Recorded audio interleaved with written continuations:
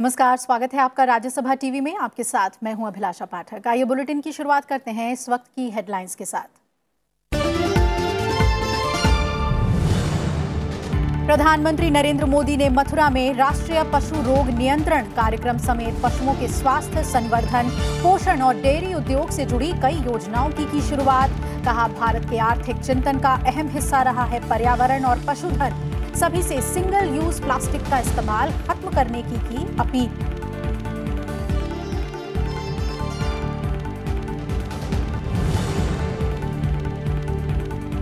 पाकिस्तान को जम्मू कश्मीर के मसले पर एक बार फिर लगा झटका। संयुक्त राष्ट्र ने ठुकराई मध्यस्थता की मांग। महासचिव एंटोनियो गुटेरेस ने कहा, भारत पाकिस्तान आपस में बातचीत से सुलझाए मुद्दा।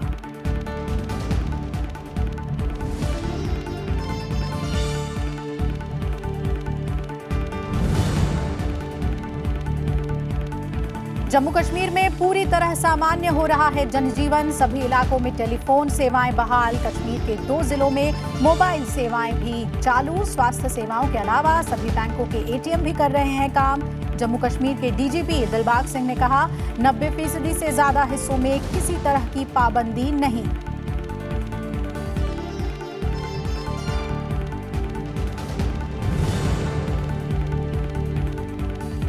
राजस्व कमाना नहीं, लोगों की जान बचाना है। नई ट्रैफिक नियमों का लागू करने का मकसद। BS6 कंप्लायंट वाले 2 व्हीलर लॉन्च के मौके पर बोले केंद्रीय सड़क और परिवहन मंत्री नितिन गडकरी। कहा, नए नियमों के दिखाई दे रहे हैं सकारात्मक नतीजे।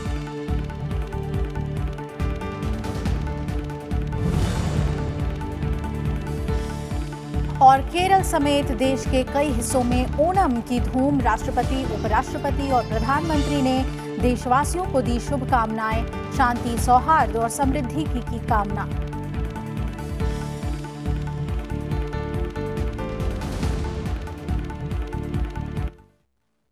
प्रधानमंत्री नरेंद्र मोदी ने कहा है कि सरकार प्रकृति और आर्थिक विकास में संतुलन बनाते हुए मजबूत और नए भारत की ओर बढ़ रही है। आज उत्तर प्रदेश के मथुरा दौरे पर प्रधानमंत्री ने किसानों के कल्याण से जुड़ी कई योजनाओं की शुरुआत की।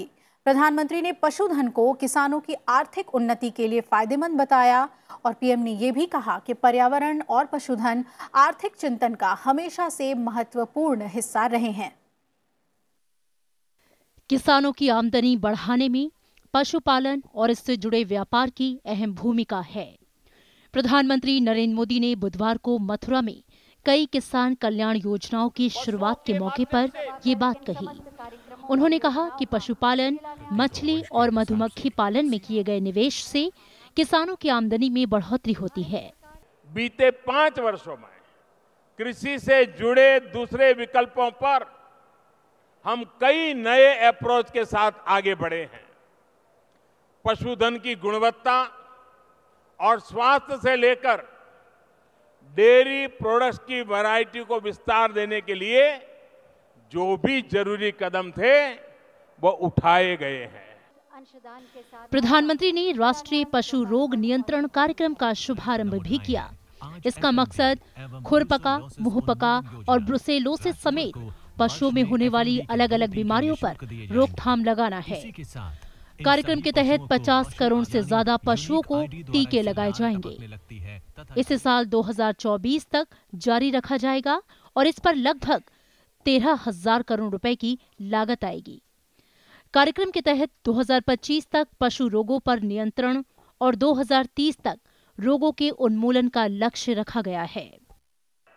क्या पशुधन के बिना अर्थव्यवस्था चल सकती है? क्या गांव चल सकता है? क्या गांव का परिवार चल सकता है? क्या लेकिन पता नहीं, कुछ शब्द सुनते ही करंट लग जाता है कुछ लोगों को। साथियों, पशुधन को लेकर सरकार कितनी गंभीर है, इसका अंदाजा इस बात से लगाया जा सकता है कि सरकार बनने के बाद 100 दिन में जो बड़े फैसले लिए गए, उनमें से एक पशुओं के टीकाकरण से जुड़ा हुआ है। इससे पहले प्रधानमंत्री नरेंद्र मोदी ने स्वच्छता ही सेवा कार्यक्रम में हिस्सा लिया। उन्होंने कहा कि स्वच्छता ही सेवा कार्यक्रम को प्लास्टिक के कचरे से मुक्ति के लिए शुरू किया गया है, क्योंकि प्लास्टिक से पशुओं, नदियों, झील, तालाब में रहने वाले जीवों को नुकसान होता है। प्रधानमंत्री ने देशवासियों से सभी तरह के सिंगल यूज प्लास्टिक का इस्तेमाल छोड़ने की अपील भी की। हमें ये कोशिश करनी है कि इस वर्ष 2 अक्टूबर तक अपने घरों को, अपने दफ्तरों को, अपने कार्यक्षेत्रों को सिंगल यूज प्लास्टिक से मुक्त करें। मैं देश भर में गांव-गांव में काम कर रहे सरकारी और निजी संस्थानों से, हर व्यक्ति, हर संगठन से इस अभियान से जुड़ने के लिए हृदयपूर्वक बहुत बहुत आग्रह करता हूं। मथुरा दौरे पर प्रधानमंत्री ने किसानों से संवाद भी किया। साथ ही राष्ट्रीय कृत्रिम गर्भाधान कार्यक्रम और बाबूगढ़ वीर्य केंद्र की भी शुरुआत की। इससे पहले प्रधानमंत्री नरेंद्र मोदी पंडित दीनदयाल उपाध्याय पशु आरोग्य मेला देखने भी गए। इस मौके पर उत्तर प्रदेश के मुख्यमंत्री योगी आदित्यनाथ समेत कई केंद्रीय मंत्री और सांसद मौजूद रहे। Bureau report, Rajya Sabha TV. Mathura दौरे पर प्रधानमंत्री नरेंद्र मोदी ने आतंकवाद के मसले पर भी बात की। उन्होंने कहा कि आतंकवाद आज दुनिया के लिए मुसीबत बन गया है। पाकिस्तान का नाम लिए बिना प्रधानमंत्री नरेंद्र मोदी ने कहा कि आतंकवाद की जड़ें भारत के पड़ोस में ही पल रही हैं। उन्होंने ये भी कहा कि आतंकवाद के खिलाफ दुनिया को एकजुट होने की जरूरत है। प्रधानमंत्री ने कहा कि भारत हर तरह के आतंकवाद से निपटने के लिए सक्षम है। देश की सेना ने ऐसा करके भी दिखाया है।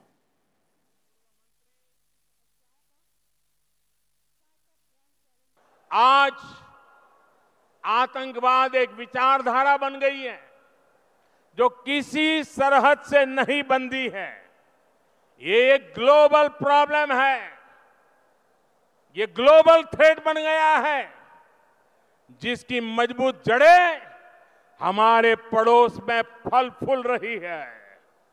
इस विचारधारा को आगे बढ़ाने वालों को, आतंकवादियों को पनाह और प्रशिक्षण देने वालों के खिलाफ आज पूरे विश्व को संकल्प लेने की जरूरत है, कड़ी कार्रवाई की जरूरत है। भारत अपने स्तर पर इस चुनौती से निपटने में पूरी तरह से सक्षम है। ये हमने भी दिखाया भी है और आगे भी दिखाएंगे। पाकिस्तान को जम्मू कश्मीर के मसले पर संयुक्त राष्ट्र से एक बार फिर झटका लगा है। संयुक्त राष्ट्र ने पाकिस्तान के मध्यस्थता की मांग को ठुकरा दिया है। संयुक्त राष्ट्र के महासचिव एंटोनियो गुटेरेस का कहना है कि जम्मू कश्मीर का मसला भारत पाकिस्तान आपस में बातचीत कर सुलझाएं। पाकिस्तान की प्रतिनिधि मलिहा लोधी ने संयुक्त राष्ट्र महासचिव के सामने जम्मू कश्मीर के मसले को उठाया था। अब एंटोनियो गुटेरेस के प्रवक्ता स्टीफन दुजारेक की ओर से जारी बयान में कहा गया कि भारत पाकिस्तान को किसी भी तरह के आक्रामक रवैये से बचना चाहिए और दोनों देशों को आपस में बात कर इस मुद्दे को सुलझाना चाहिए। संयुक्त राष्ट्र ने साफ कर दिया है कि जम्मू कश्मीर मामले में उसकी स्थिति पहले जैसी ही है। आपको बता दें कि संयुक्त राष्ट्र के महासचिव का ये बयान तब आया जब पाकिस्तान की ओर से संयुक्त राष्ट्र मानवाधिकार परिषद में जम्मू कश्मीर का मसला उठाया था और भारत ने करारा जवाब देते हुए इसे भारत का आंतरिक मसला बताया और पाकिस्तान इसे लेकर झूठ फैलाने की कोशिश कर रहा है। और इन सब के बीच जम्मू कश्मीर में आम जनजीवन पूरी तरह से सामान्य हो रहा है। सभी इलाकों में टेलीफोन सेवाएं बहाल हो गई हैं। साथ ही कश्मीर के 2 जिलों में मोबाइल सेवाएं भी चालू हो गई हैं। जम्मू कश्मीर में स्वास्थ्य सेवाओं के अलावा सभी बैंकों के ATM भी काम कर रहे हैं। जम्मू कश्मीर के DGP दिलबाग सिंह ने कहा कि जम्मू संभाग के सभी 10 जिलों में हालात सामान्य हैं। सभी स्कूल, कॉलेज और ऑफिस खोल दिए गए हैं। लेह और कारगिल में भी किसी प्रकार की कोई बंदिश नहीं लगाई गई है। 90% इलाकों में प्रतिबंधों से छूट दे दी गई है। वहीं टेलीफोन एक्सचेंज पूरी तरह से काम कर रहे हैं। उन्होंने कहा कि अब घाटी के युवा आतंकियों के बहकावे में नहीं आ रहे हैं। हाल के दिनों में किसी कश्मीरी युवक ने आतंक के रास्ते पर नहीं जाने का कोई भी मामला सामने नहीं आया है।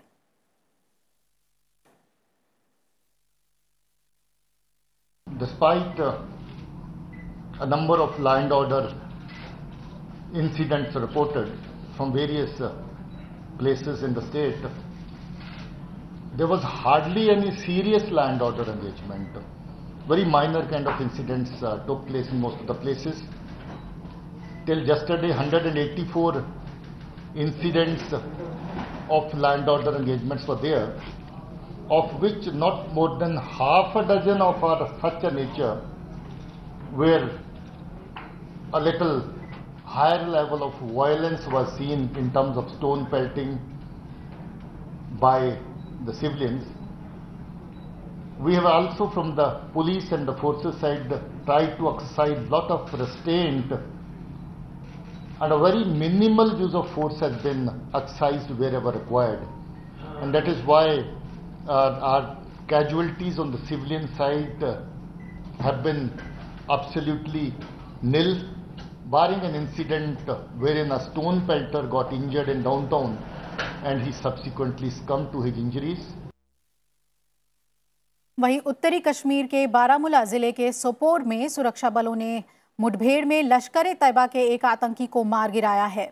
जम्मू कश्मीर के डीजीपी दिलबाग सिंह ने कहा कि मारे गए लश्कर के आतंकी आसिफ ने सोपोर में काफी आतंक मचा रखा था। पिछले 1 महीने में वो आतंकी गतिविधियों में बहुत सक्रिय था और इतना ही नहीं, पोस्टर जारी करके घाटी के लोगों को दुकानें और कारोबार बंद रखने की धमकी भी उसने दी थी। This fellow, this militant of Lashkar-e-Taiba, Asif Maqbool Bhatt, who has been killed today, he had created lot of terror in that area, general area of Sopo. Over the last 1 month, he was very active. He is the one who was responsible for making use of OGWs to print and publish posters, threatening people not to do the fruit business, not to go for trading, not to open shops and all, not to go for normal day-to-day activities. Bharat में शरण मांगने वाले पाकिस्तान के पूर्व विधायक बलदेव कुमार को अब सीमा पार से धमकियां मिल रही हैं। बलदेव कुमार ने आज बताया कि उन्हें पाकिस्तान से फोन से धमकियां दी जा रही हैं, लेकिन वो इससे डरने वाले नहीं हैं। पाकिस्तान में अल्पसंख्यकों पर हो रहे अत्याचार की पोल खोलते हुए बलदेव कुमार ने भारत में शरण देने की मांग की है। बलदेव कुमार ने कुछ महीने पहले परिवार को लुधियाना के खन्ना भेज दिया था और अगस्त में 3 महीने के वीजा पर भारत आ गए थे, लेकिन अब वो पाकिस्तान वापस नहीं लौटना चाहते हैं। बलदेव का कहना है कि अल्पसंख्यकों पर पाकिस्तान में अत्याचार हो रहे हैं। बलदेव कुमार खैबर पख्तूनख्वा विधानसभा में बारीकोट सीट से विधायक रह चुके हैं। मेरे वीरो, इस तरह है, बलदेव ना धमकियां तो डरे है ते ना बलदेव ने आज तक किसी दी धमकी मनी है। ठीक है, बलदेव ਨੂੰ ਹੁਣ ਸਾਡੇ ਆਪਣੇ ਵੀਰ ਸਰਦਾਰਾਂ ਤੋਂ ਧਮਕੀਆਂ ਮਿਲ ਰਹੀਆਂ। ਇਸ ਤੋਂ ਪਹਿਲੇ ਮੁਸਲਮਾਨਾਂ ਤੇ ਵੀ ਬੜੇ ਧਮਕੀਆਂ ਮਿਲੀਆਂ, ਮਗਰ ਮੈਂ ਕਿਸੇ ਤੋਂ ਡਰਨੇ ਵਾਲਾ ਨਹੀਂ ਹਾਂ। ਜਿਹੜਾ ਬੰਦਾ ਵਾਹਿਗੁਰੂ ਨੂੰ ਮੰਨਦਾ ਹੈ, ਗੁਰੂ ਗ੍ਰੰਥ ਸਾਹਿਬ ਨੂੰ ਮੰਨਦਾ ਹੈ, ਠੀਕ ਹੈ, ਤੇ ਮੇਰਾ ਪੰਜੇ ਦਾ ਸਥਾਨ ਜਿਹੜਾ ਮੇਰੀ ਸਾਰੀ ਉਮਰ ਉਹਨੇ ਕੀਤੀ ਹੈ। ਉਹਨੇ ਮੇਰੇ ਤੇ ਬਹੁਤ ਮਿਹਰਾਂ ਕੀਤੀਆਂ। ਮੇਰੇ ਤੇ ਜੇਲਾਂ ਦੇ ਵਿੱਚ ਮੈਂ ਮਾਰਿਆ ਗਿਆ, ਪਾਕਿਸਤਾਨ ਦੇ ਵਿੱਚ ਮੇਰੇ ਤੇ ਹਮਲੇ ਹੋਏ, ਮੈਂ ਉਹਦੇ ਵਿੱਚ ਵੀ ਬਚ ਗਿਆ। बहरहाल मैं किसी धमकियां तो नहीं डरना। जड़े बंदे जितनी धमकियां देंदे भावें मेरी फैमिली के मैंबर क्यों ना होवन, उन्होंने दी अपनी जिंदगी है, मेरी अपनी जिंदगी है। उन्होंने मेरे पीछे बहुत वड्डे प्रोपेगंडे कर लेते हैं, करते जावन। मैं किसी की परवाह ही नहीं करना। मैं आया, ठीक है, मैं इंडिया सालम लेने वास्ते इसी वास्ते आया कि मैं उन्होंने वीरां दा पुछ सकां पाकिस्तान दे विच जिन्हां दी हालत बहुत बुरी है, मगर वो अंदरों दिलों नहीं दसदे पाइन। मैं उन्होंने वास्ते अपनी कोशिश कर रहा हूँ। उपभोक्ता संरक्षण अधिनियम इस साल 30 दिसंबर से लागू हो जाएगा। केंद्रीय मंत्री रामविलास पासवान आज इस बारे में उन्होंने जानकारी दी। नरेंद्र मोदी सरकार के दूसरे कार्यकाल के 100 दिन पूरे होने के मौके पर पटना में आयोजित संवाददाता सम्मेलन में रामविलास पासवान ने 100 दिनों के भीतर सरकार की उपलब्धियों को लेकर जानकारी दी, साथ ही आगे की योजनाओं पर भी बात की। उन्होंने कहा कि सरकार उपभोक्ता संरक्षण प्राधिकरण के अंतर्गत जल्द ही उपभोक्ताओं के हितों के लिए कड़े नियम बनाएगी। उन्होंने कहा कि नए नियमों के अंतर्गत उपभोक्ता प्राधिकरण को सामान खरीदने के बाद ही नहीं बल्कि पहले भी शिकायत की जा सकेगी। रामविलास पासवान ने कहा कि फिलहाल एक राष्ट्र एक कार्ड 14 राज्यों में प्रभावी होंगे और बाकी राज्यों में इसे अगले साल से लागू कर दिया जाएगा। पूरे देश में जो है जिसके पास में राशन कार्ड है कहीं से भी जाकर के सामान ले सकता है। अभी 14 राज्यों में जो है लागू हो गया है, लेकिन कहीं कहीं राज्य के अंदर है, कहीं जैसे महाराष्ट्र है, गुजरात है। महाराष्ट्र का कोई लेबर है या आदमी है, गुजरात में है, कहीं से भी ले सकता है, गुजरात का महाराष्ट्र में ले सकता है। आंध्र प्रदेश का तेलंगाना में कोई है तो वहाँ ले सकता है, तेलंगाना का आंध्र में है वो भी ले सकता है। और 3 महीने के अंदर में जो 14 राज्य हैं जहाँ 100% पॉस मशीन लग गया है, वहाँ क्या कहते हैं कि हम लोग चालू करने का जो है काम करेंगे। कानून मंत्री रविशंकर प्रसाद ने कहा कि केंद्र सरकार ने अपने दूसरे कार्यकाल के पहले 100 दिन में असाधारण बहादुरी और निर्णायक क्षमता का परिचय दिया है। आज अहमदाबाद में सरकार की 100 दिन की उपलब्धियों के बारे में मीडिया कर्मियों को जानकारी देते हुए रविशंकर प्रसाद ने आर्थिक मंदी की आशंकाओं को खारिज किया।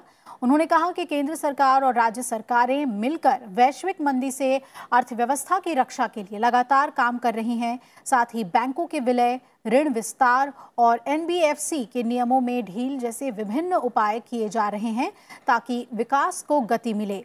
रविशंकर प्रसाद ने कहा कि अनुच्छेद 370 के विभिन्न प्रावधानों और 35A को समाप्त करने की सरकार की कार्रवाई से जम्मू कश्मीर की जनता को काफी फायदा होगा और राज्य के लोग इस बात से बखूबी वाकिफ हैं।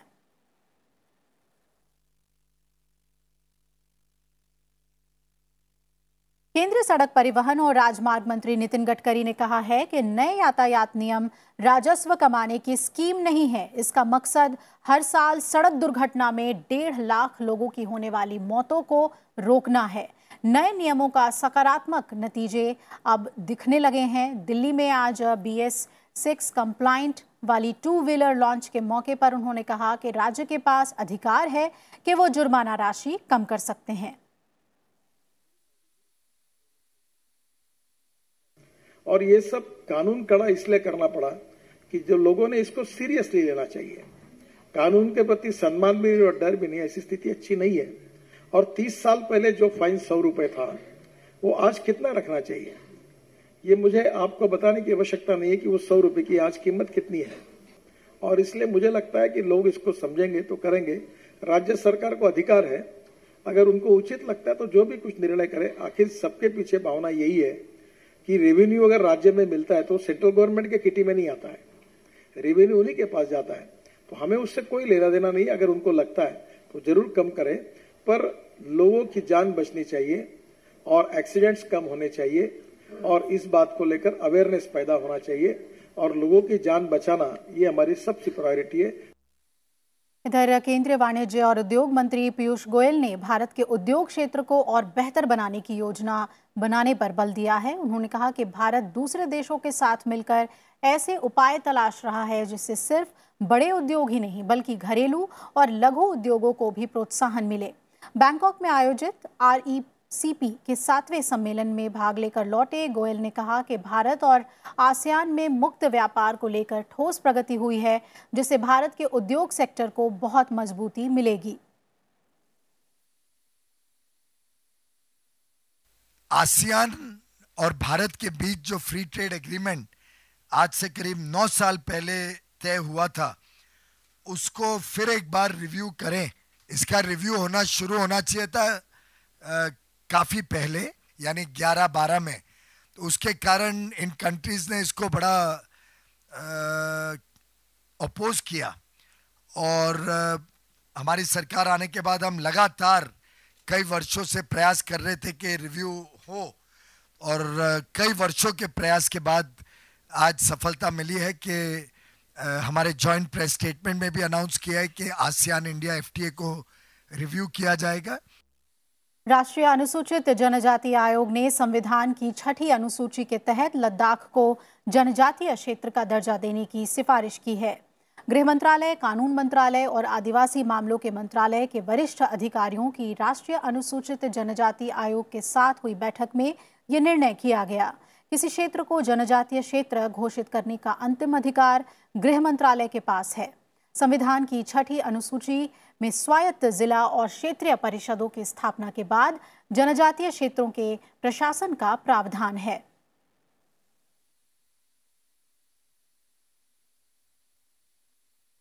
प्रधानमंत्री नरेंद्र मोदी जब भी किसी आधिकारिक यात्रा पर जाते हैं तो आयोजक उन्हें अक्सर उपहार देते हैं। सरकार ने एक बार फिर से प्रधानमंत्री नरेंद्र मोदी को मिले उपहारों की नीलामी करने की योजना बनाई है, जो 14 सितंबर से शुरू हो जाएगी। इससे पहले भी एक बार प्रधानमंत्री को मिले उपहारों की नीलामी की जा चुकी है, जिसे जनता की तरफ से जबरदस्त प्रतिक्रिया मिली थी। प्रधानमंत्री नरेंद्र मोदी को उनकी आधिकारिक यात्राओं के दौरान मिले 2700 से ज्यादा उपहारों की नीलामी की जाएगी। केंद्रीय संस्कृति और पर्यटन मंत्री प्रहलाद सिंह पटेल ने बुधवार को इस बारे में जानकारी दी। उन्होंने बताया कि इन उपहारों की नीलामी ऑनलाइन होगी। कुल 2772 उपहारों को ऑनलाइन नीलाम किया जाएगा। उपहारों के लिए न्यूनतम बोली 200 रुपए और अधिकतम बोली 2.5 लाख रुपए रखी गई है। उपहारों की नीलामी से मिलने वाली राशि का इस्तेमाल केंद्र सरकार की तरफ से गंगा की सफाई के लिए चलाए जा रहे नमामि गंगे प्रोजेक्ट के लिए किया जाएगा। 2772 यहाँ पर उपहार हैं, जिसमें 200 रुपये से लेकर 2.5 लाख तक की कीमत की उनकी कीमतें तय की गई हैं। पर मैं इनको अमूल्य मानता हूँ कि उपहारों को समर्पित करना और उसका जो पैसा आएगा वो नमामि गंगे प्रोजेक्ट में जाएगा। इस बार 14 सितंबर को ऑनलाइन नीलामी शुरू होगी। इससे पहले जनवरी में भी सरकार ने प्रधानमंत्री नरेंद्र मोदी को मिले 1800 से ज्यादा उपहारों की नीलामी की थी, जिसमें खरीदारों ने बढ़ चढ़कर हिस्सा लिया था। संस्कृति मंत्री प्रहलाद सिंह पटेल ने उम्मीद जताई कि इस बार भी नीलामी को लोगों की जबरदस्त प्रतिक्रिया मिलेगी। पिछला अनुभव भी बहुत अच्छा रहा है। जो कीमत तय हुई उससे ज़्यादा कीमत लोगों ने लगाकर इस अभियान में हिस्सा लिया है। मैं देश के लोगों से निवेदन करता हूं कि इसको देखें और इस ऑक्शन में अपनी भागीदारी तय करके राष्ट्र के विकास में अपना योगदान करें। जनवरी में 15 दिनों तक ऑनलाइन चली नीलामी में प्रधानमंत्री नरेंद्र मोदी को मिले सभी उपहार नीलाम हो गए थे, जिसमें प्रधानमंत्री को उपहार में मिली एक पेंटिंग और लकड़ी की एक बाइक के लिए 5 लाख रुपए तक की बोली लगाई गई थी।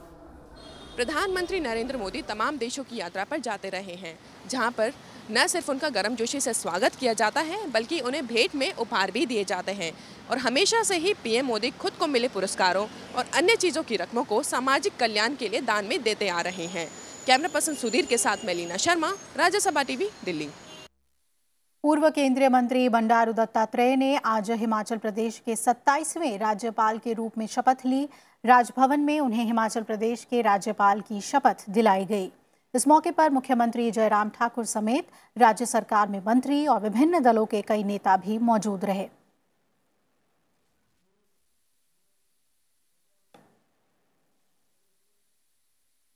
और अब पुस्तक प्रेमियों से जुड़ी खबर। इंडिया ट्रेड प्रमोशन ऑर्गेनाइजेशन की ओर से हर साल लगने वाला दिल्ली पुस्तक मेला प्रगति मैदान में आज से शुरू हो गया है। इस बार पुस्तक मेले में महात्मा गांधी के जीवन से जुड़ी किताबों को मुख्य तौर पर पेश किया गया है। साथ ही न्यू इंडिया की आकांक्षाओं से जुड़ी झलक भी दिखाई गई है। राजधानी दिल्ली के प्रगति मैदान में किताबों के शौकीन जुटने लगे हैं। मौका है दिल्ली पुस्तक मेले के सिल्वर जुबली यानी 25वें संस्करण का, जिसकी थीम महात्मा गांधी की 150वीं जयंती पर केंद्रित है। पुस्तक मेले में राष्ट्रपिता के जीवन से जुड़ी वस्तुओं को भी प्रदर्शित किया गया है। प्रकाशन विभाग के पंडाल के उद्घाटन के मौके पर सूचना और प्रसारण मंत्रालय के सचिव अमित खरे ने कहा कि इंटरनेट के युग में भी पुस्तकों की मांग बढ़ रही है। अमित खरे ने इस दौरान महात्मा गांधी के जीवन से जुड़ी पुस्तकों का विमोचन भी किया। इंटरनेट के भी युग में इंटरनेट सूचना देता है, ज्ञानवर्धन नहीं करता। ज्ञान तब बढ़ता है जब लोग पुस्तकें पढ़ें, आपस में विमर्श करें, और विशेष रूप से जो महापुरुष हुए हैं जैसे महात्मा गांधी और भी महापुरुषों की जीवनियाँ यहाँ पर विभिन्न भाषाओं में प्रकाशित हुई हैं, उनसे ज्ञान प्राप्त करें। और आपने देखा होगा कि प्रकाशन विभाग ने जो पुस्तकें प्रकाशित की हैं वो हिंदी अंग्रेजी में ही नहीं बल्कि अनेक भाषाओं में, उर्दू में, तमिल में, गुजराती में, जिनका अभी विमोचन हुआ है। तो देश की विभिन्न भाषाओं को भी प्रकाशन विभाग बढ़ा रहा है। पुस्तक मेले में आजादी की लड़ाई से जुड़ी किताबों के साथ साथ राष्ट्रपति और प्रधानमंत्री के भाषणों से जुड़ी किताबों को भी रखा गया है।